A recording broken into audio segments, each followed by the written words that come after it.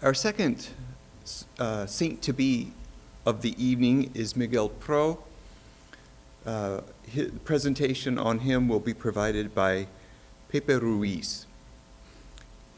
Pepe told me that his real name is actually Jose Alejandro Ruiz Andujo. And he added, that's why people call me Pepe. He was born in the state of Chihuahua, Mexico, a border state with Texas. He was educated by the Marists. In high school, he received the Rotary Youth Leader Award and became a main speaker for Rotary Youth Leader conferences. He became involved, even in high school, in giving retreats using St. Ignatius's spiritual exercises, and provided these both for teenagers and adults. He entered as, for his higher education, the Tecnológico de Monterrey, which Wall Street Journal said was the #1 business school in Latin America. And he chose a double major, business and industrial engineering. He, in order to raise money, worked as a trainer for different corporations, doing presentations on the 7 Habits of Highly Effective People, which is a principle-based managerial seminar. His work with Rotary continued. His retreat work expanded so that 2 out of every 3 weekends he was doing retreats, both in Mexico and in the United States, all the way up into Alaska, sometimes to as many as 3,000 people.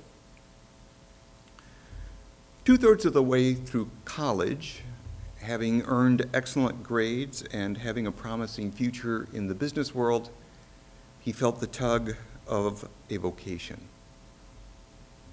Against the advice of family and friends, he began working with the poor in Mexico, alongside a Jesuit from the New Orleans province.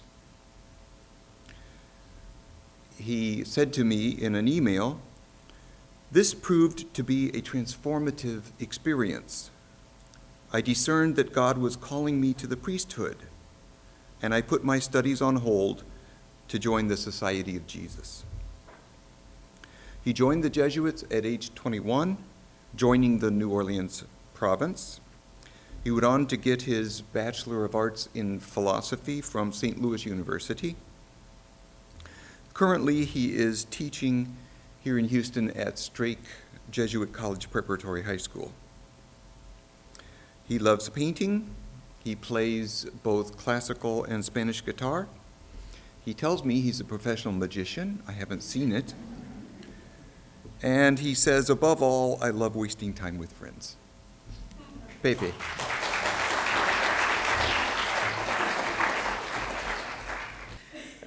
So we're going to be talking about Miguel Pro. He's a saint that, of course, is very dear to my heart, not only because I am a Jesuit, but I am also from Mexico. And just in general, I feel like his personality was probably a lot like mine is, and a lot of his story. The more I read about him, the more I recognize that we could be good friends or could hang out. So here's Miguel Pro. A couple of things. Here we are. And fancy. A couple of things just like I have there as a snapshot of who he is. I think most people recognize him for a couple of these characteristics. He's a Jesuit and is blessed in the way towards sainthood, and he's from Mexico. He was executed for spreading the faith in Mexico during a time where laws were being passed that were very anti-clerical. And it was really, really tough times for Mexico and for the Catholic Church. He was a master of disguise and a very joyous man. A lot of his friends remember him for just being a really happy individual, a jokester, somebody that could have a good time. And most interesting, he's the only martyr of which we have documented pictures of his execution. And the reason for that is that his executioner in charge was Plutarco Elias Calles. Calles was the president at the time, and he wanted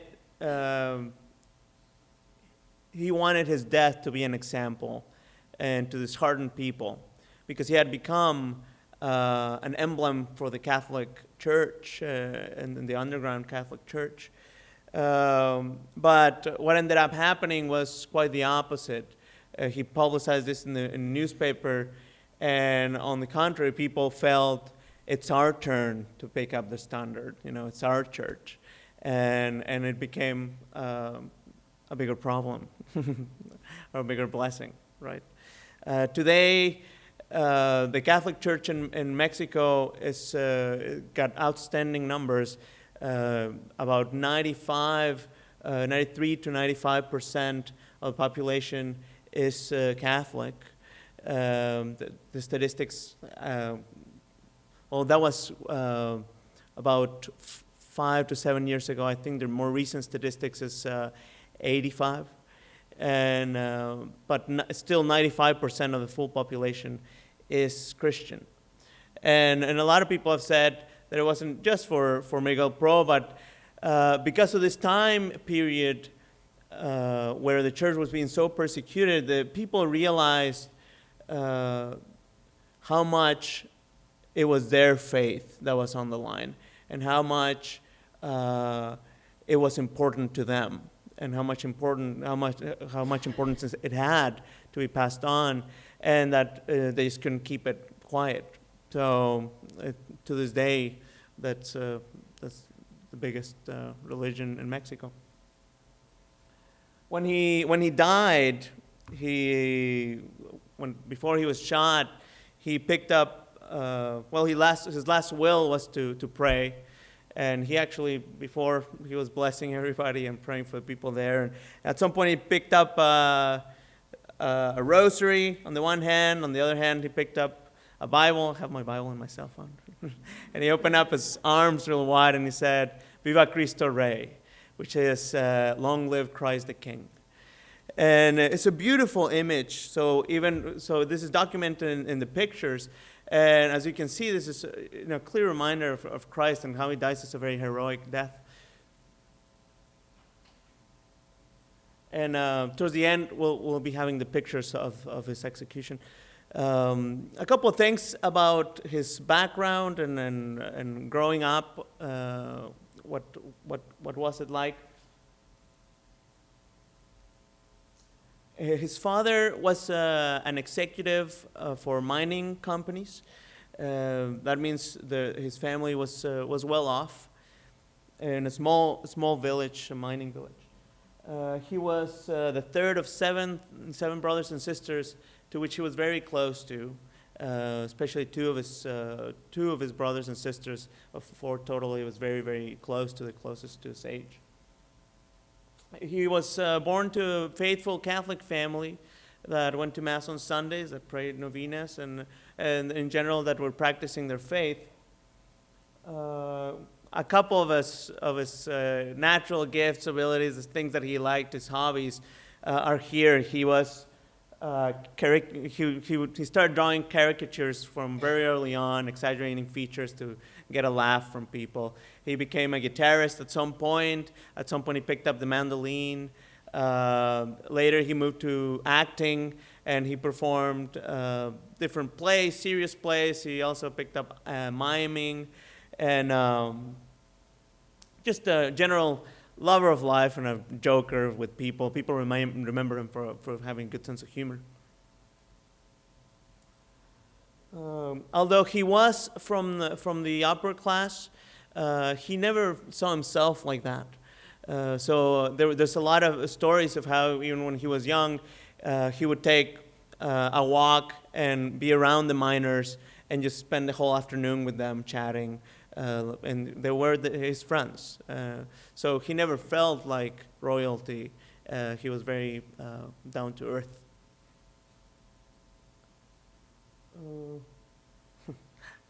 You can't read that, but I'll tell you. Basically, he wasn't the expected pick for the priesthood. I think when people thought of him, they didn't think of the kid that was praying in church most of the day. They thought about this happy kid that made people laugh. He had a bunch of relationships. He had girlfriends, and there's a couple of stories about that. When he was growing up, he sent wrong letter to the girlfriend. He sent his mother's letter to the girlfriend. His mother got the girlfriend, so he got in trouble for that. But so he had great friendships, and the most interesting story is, and I would think people in his house would have never thought that he was going to become a priest because of this. Two of his sisters decided to join the convent when he was younger. And he got very upset about this. He was very close to them, and he was young.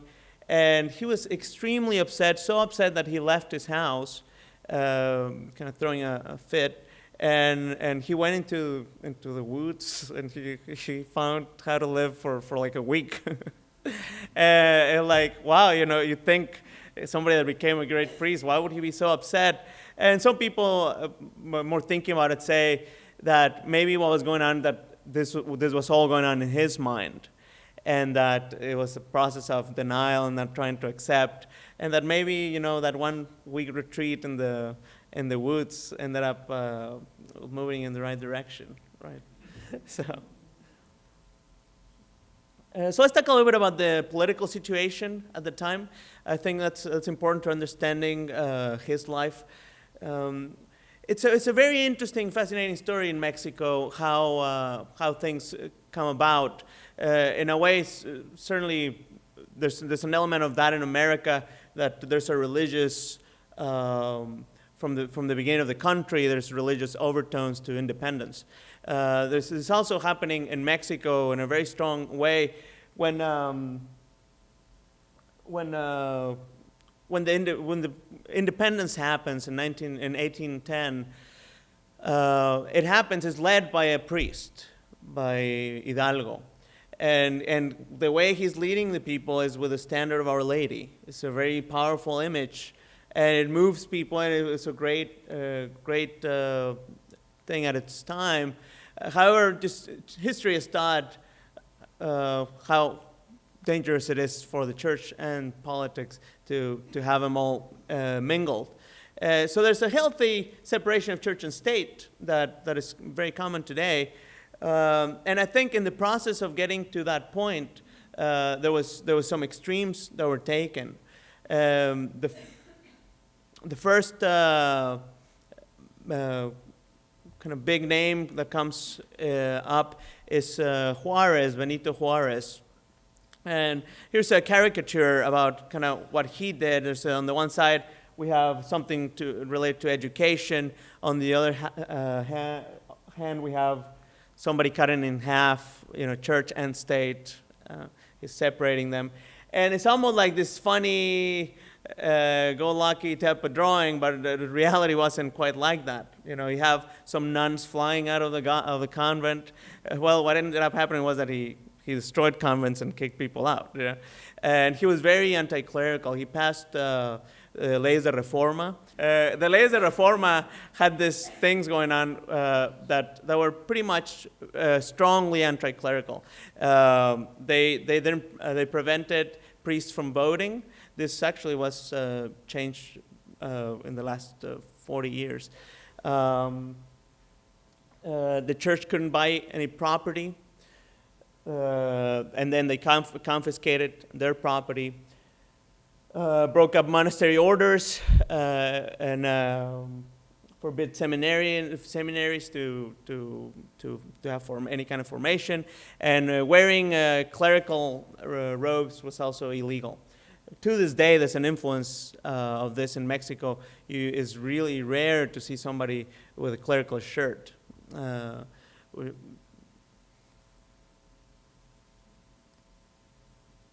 And then you would think things were horrible after that for the church, but it wasn't quite like that. Some parties came in and out, and some of them were more anti-church, and some more were pro-church. And there was a party that was a Cristero party that was kind of the one supporting the church, and that's a mess, because whenever they got power, then the church was doing well, right? And so power mingling in the church and all that. But we get to the point of the time period of Miguel Pro. It's early 1900s, late 1800s. And in 1910, we have the Mexican Revolution, where they realized, sure, we got rid of the Spaniards, but there's the same injustices are going on.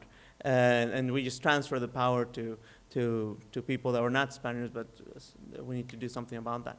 And again, these leyes de reforma, people looked at them, and a very easy scapegoat was the church. So people said, well, so I'm trying to find somebody to blame, and definitely the church was linked to some political relationships. So the church gets a lot of heat here, and again, all of these laws come running back, and so this is the time period when Miguel Pro is living. Let me situate you here. Oh, and the last, these are the two presidents that he lives under. The first one is Obregón, and he kind of gets this movement started again. And the second one is Plutarco Elias Calles. There he is in 1924.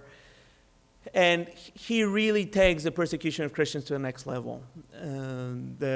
Here's a couple quotes about that time period.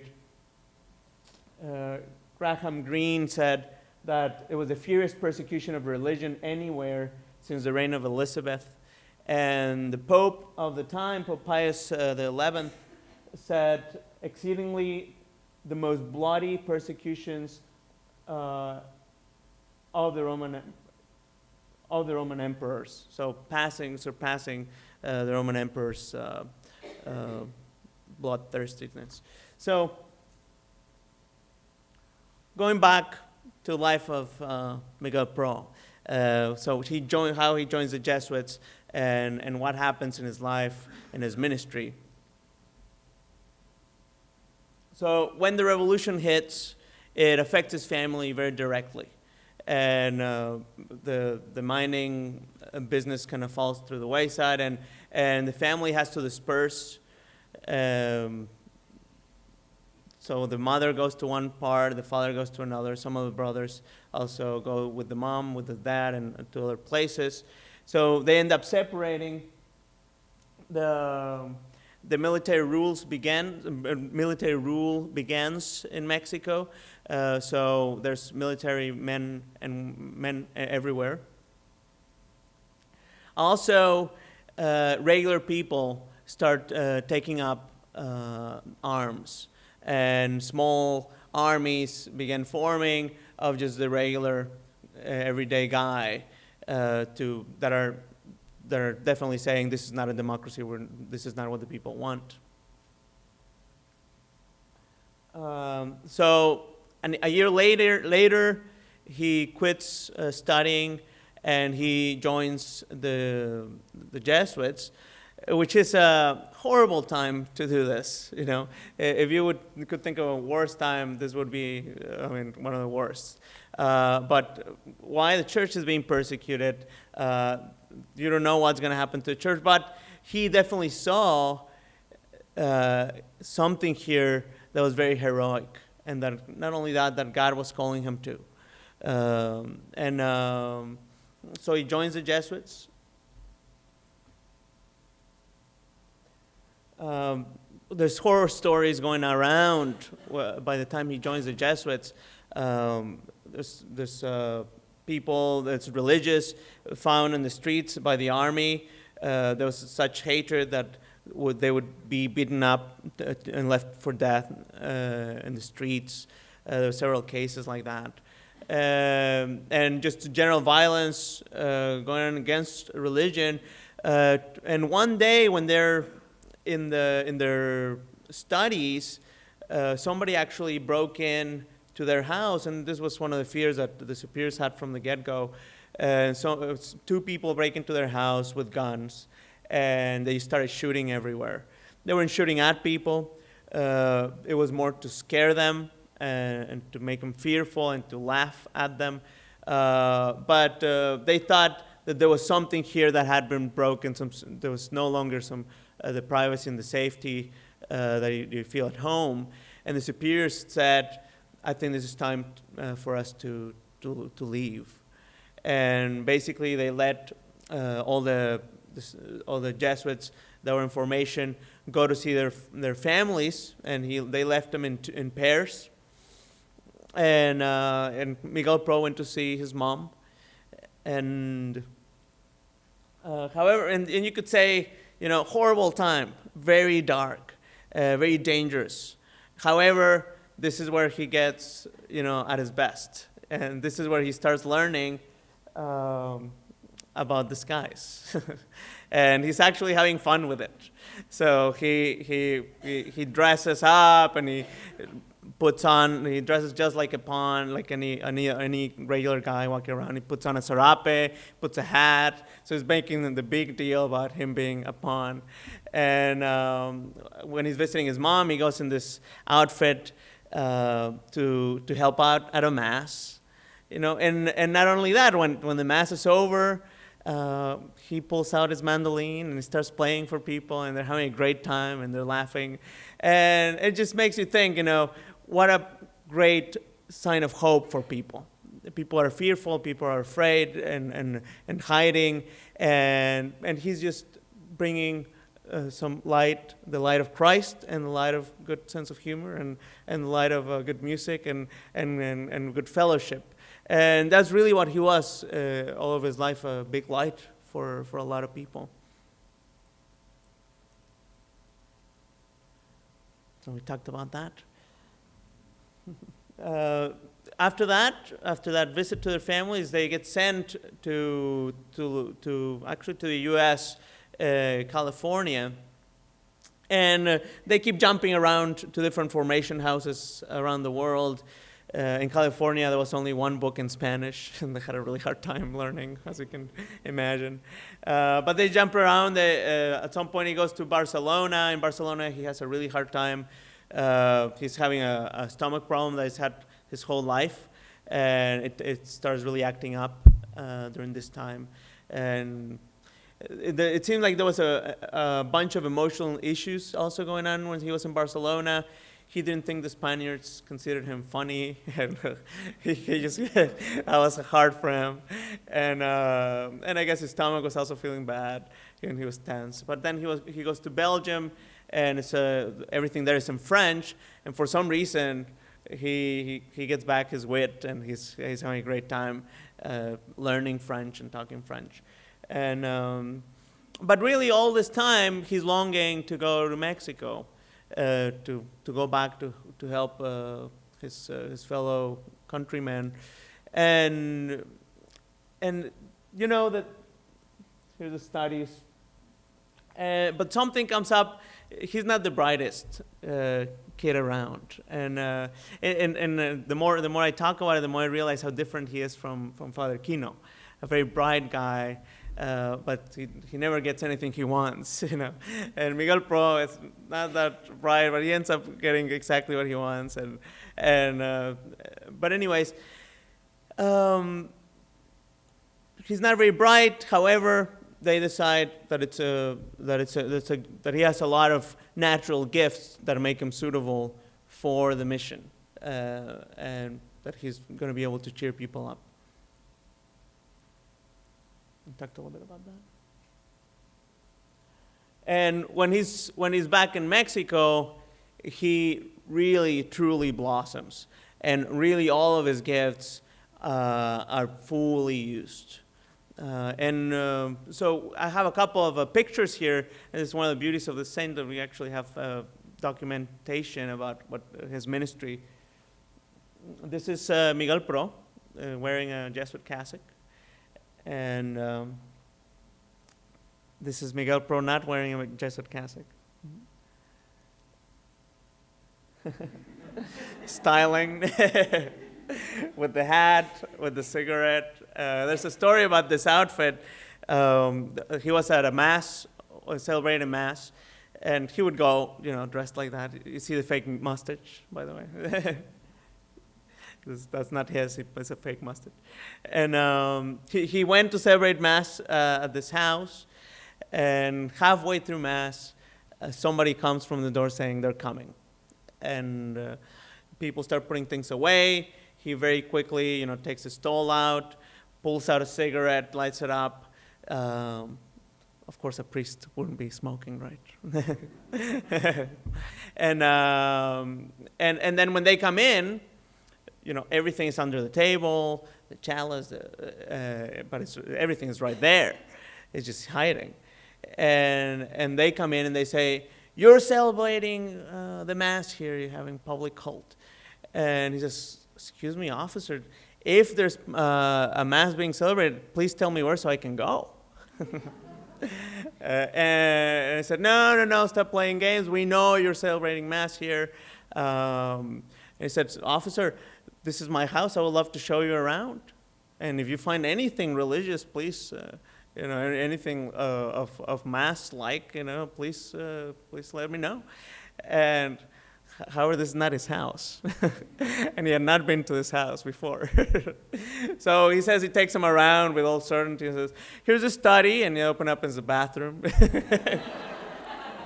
Apparently, they also were very nervous and they didn't notice, thank God. And here's the dining room, and it was the regular room, and he keeps messing up, but they don't notice. The important thing is they don't find the chalices. It was a good diversion to show them the house so that they could actually put things away. So it's very smart. And so that's kind of a great story with this outfit. Here's another one. Loving also a cigar. That's a theme, right? Smoking. And here, he's just wearing a dress jacket, and there's a story which I would imagine this would have fit, where he's walking, coming out of a mass that he was saying, and he notices there's two spies following him. And he starts rushing, and he turns a corner, and God works in mysterious ways. One of the ladies for which he ministers to happens to be there, right? So he very quickly says, "You need to help me." And he grabs her. And when they come in, they're hugging, and they're like, "Oh, yeah, he's acting like he's all drunk, what we're going to do next." and it's all a game, and the officers are pretty convinced that a priest, would not be doing that, so they leave him alone for the next couple of months, And so this is the man, very, very much thriving in the midst of conflict, and a joyous soul all the way through. Here's another great costume that I love, getting down with the people, just a worker, like the pawn outfit, and he's probably dressing like the people he's going to serve to. And it's a beautiful thing.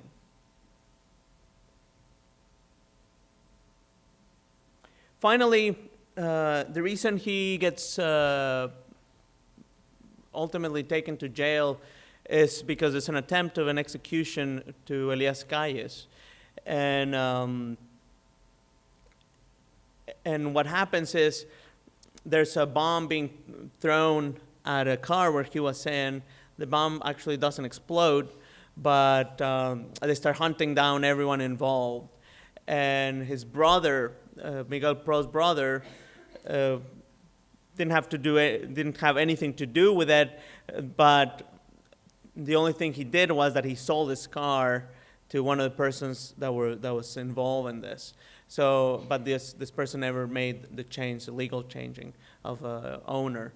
So they track him down, and when they get to the Pro family, they have this Pro that they have some info on that is suspicious for a religious cult or for congregating with their other people congregating. And Miguel Pro gets also blamed as being part of the intellectual authors of the crime, which later, and even at that time, there was already people confessing of exactly how things happened, which later were verified. And yeah, in fact, Miguel Pro was never involved in any form with this. But some will say that it was just the excuse that they needed to put him to death, that they just couldn't catch him for a long time. So finally he gets put to death. It's a caricature of his death, opening up his arms. These are the pictures from the actual paper clippings from the day after the execution. It says, de rodillas preparándose para morir, on his knees getting ready to die. Making it a big deal, but it's got also Christian meaning. Making it like, oh, de rodillas, like he's humiliated, but it's also a big Christian meaning. This is the position in which he died. This is the actual picture. You can see the rosary in this hand. He's holding to the Bible in the other. They gave him the option to put a blindfold, and he decides not to. He wants to face his executioners. And right before he says, Viva Cristo Rey, he's also saying that God may forgive you, because it's kind of very much like what Christ did, because you don't know what you're doing. He says, you're not guilty for what you're doing. That's kind of what he told them. This is another picture of him. A great saint. One of the things he writes to his superiors when he's kind of reflecting about his experience in Mexico is, all these things had to happen to us so that we didn't take our church for granted. He said, for so many years we took it for granted, and now we realize how much do we need the grace of God in our lives. He was doing about 800 baptisms a week, and there was a tremendous need for confessions, for the Eucharist. And he says, what a shame that these things have to happen for us to realize of how precious is the gift that we have. So this is a good reflection for our Lenten season. Just to finish up, I would like to show you a little something that I think he would have done. If somebody were to walk through that door right now, I think he would have turned around. I'm going to look for my lighter.